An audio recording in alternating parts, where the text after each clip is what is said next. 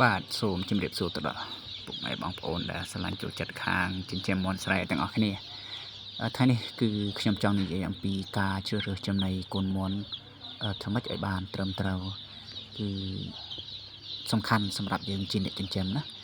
បើសិនជាបងប្អូនជ្រើសរើសចំណីមិនបានត្រឹមត្រូវទេច្បាស់ជាខ្ពុលមុខទៅលើការថែទាំកូនមាន់គឺភាគរយនៃការជោគជ័យពិបាកបន្តិចបងប្អូនដឹងថាងាកថ្នាំបើសិនជាយើងប្រើប្រាស់ចំណីខុសបងប្អូនបាទ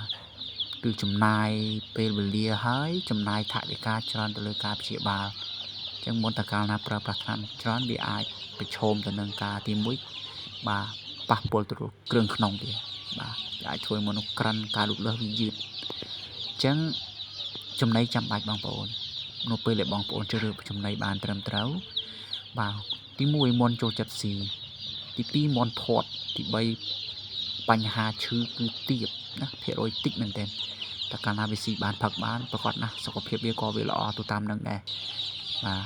ហើយចំណេញមួយទៀតដូចកូនមកខ្ញុំនេះបងប្អូនណាគឺ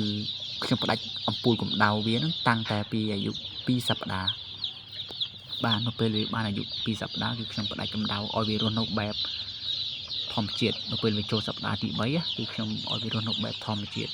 បាទយើងធ្វើបែបនេះទៅបានលុះត្រាតែកូនមាន់បងប្អូនវាមានសុខភាពល្អធាត់អត់ស្គមទេណាបងប្អូនបើសិនជាកូនមាន់ស្គមប្រកបណាស់มันអាចធ្វើអញ្ចឹងបានទេណាយើងត្រូវតែបន្ត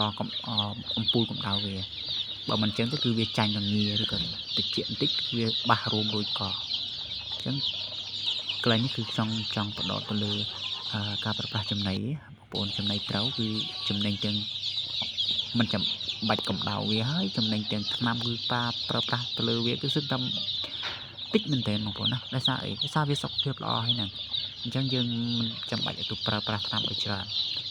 បាទហើយវ៉ាក់សាំងយើងធ្វើធម្មតាទៅតាមអាយុកាលវាទៀតទៅគឺកូនមុនចឹងគឺដឹងថាភាគរយរស់ច្រើនហើយបងប្អូនណាបាទតែការលូតលាស់វាពីទូចអត់មានបញ្ហាឈឺស្កាត់អីច្រើនទេគឺព្រមតែការលូតលាស់វាលឿនហើយបាទវាឆាប់ធំ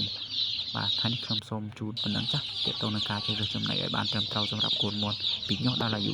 45ថ្ងៃបាទសូមអរគុណ